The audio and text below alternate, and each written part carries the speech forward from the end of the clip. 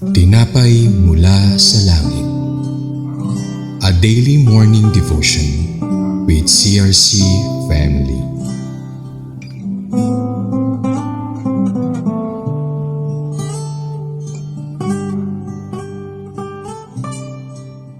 Isang mapagpalang umaga kapatid. Ako si Sister Charmaine M. ng CRC Calamba Daughter Church. Samahan niyo po kami sa ating programang Tinapay mula sa langit, ang pang-araw-araw natin devotion sa salita ng Diyos. Ngayong umaga ay matutunghayan natin ang salita ng Diyos mula sa Aklat ng Mga Bilang chapter 4 verses 21 to 23. Ngunit bago po tayo magpatuloy, tayo dumako sa maikling panalangin. Ama namin Diyos, mapagpala at dakila, nagpapasalamat kami sa panibagong araw na ito, sa panibagong lakas at buhay na pinagkaloob mo sa amin. Nagpapasalamat din kami dahil muli ay makakarinig kami ng iyong mga salitang may malalim na mensahe na nais mong iparating sa iyong mga anak. Nawa ay magamit namin ito sa aming pang-araw-araw na pamumuhay at magsilbing gabay habang naririto kami sa mundo. Inataas namin ang gawaang ito at ikaw lamang ang madakila at mapapurihan sa ngalan ng iyong bugtong na anak na si Jesus at sa papapatnubay ng banal na Espiritu. Amen. Tayo po ay bumasa sa libro ng Mga Bilang chapter 4 verses 21 to 23 na may pamagat na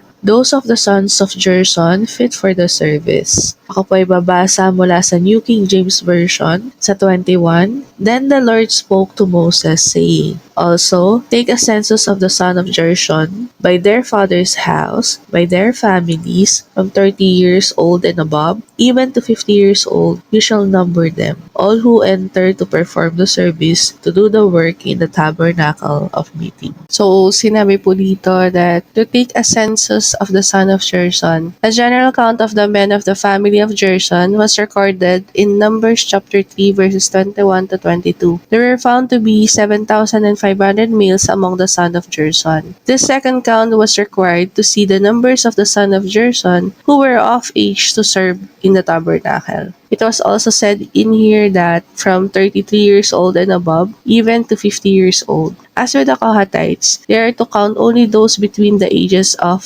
30 and 50 who were allowed to do the work in the tabernacle of meeting. So, when it came to the work in the tabernacle of meeting, we can see that God wanted the best combination of wisdom and strength from the family of Gershon. Service. Sino nga ba dapat ang naglilingkod at makakapaglingkod sa Panginoon? Sa mga gantong pagkakataon at dahil sa mga standards na minsan nakalatag sa harapan natin, sometimes sa buhay natin, iniisip natin kung fit ba tayo to do the task given to us. We carry that burden kaya minsan nahihirapan tayo maglingkod. Nagkakaroon tayo ng reservation dahil marami tayong sinasang-alang-alang. Minsan minamalit natin masyado ang sarili natin. Pero kapatid, as long as sa puso natin na we are not doing this task with our strength and knowledge, that we are dependent on the Holy Spirit in serving Him, standards of this world are irrelevant when it comes to the standard of God. Remember how He picked David among his siblings? Even sa standard ni Prophet Samuel, hindi agad siya yung inaasahang gaganap. He called us for a purpose. Kadalasan minimenos natin ang sarili natin dahil alam natin na hindi tayo nababagay.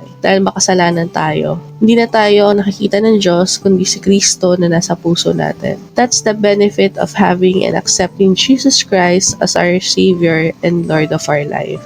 Maaari tayong gumawa ng maliliit o malalaking gawain ng paglilingkod. Laging pinapaalala sa amin na kahit simpleng paglilinis, pag-aayos ng sambahan ng Diyos ay hindi maliit sa paningin ng Diyos. So sa aking pagtatapos, may mga pagkakataon tayo maglingkod sa church. Ang isang layunin ng mga ministry sa church ay bigyan tayo ng pagkakataon na tulungan ng isa't isa. Kung tayo ay may espesyal na talento, dapat nating gamitin ang mga ito upang mapaglingkuran ng iba. Binibigyan tayo ng Diyos ng mga talento at kakayahan upang tumulong na mapabuti ang pamamaraan ng paglilingkod as a body of Christ. Tayo po ay manalangin. Ama namin sa langit, maraming salamat sa mga aral na natutunan namin sa iyong mga salita. Salamat sa pag-ibig na meron ka para sa amin. Humihingi kami ng tawad sa mga pagkakasala namin sa iyo, sa mga pagkukulang, lalo-lalo na sa aming mga kahinaan. Salamat Panginoon sa pag-unawa mo dahil paulit-ulit mong ipinapaalala sa amin na kami mga pinili mo upang maglingkod sa iyo. Wala na ang bakas ng kahapon, mga kasalanang pilit ipinamumuka ng kaaway sa amin para hadlangan ang aming paglilingkod.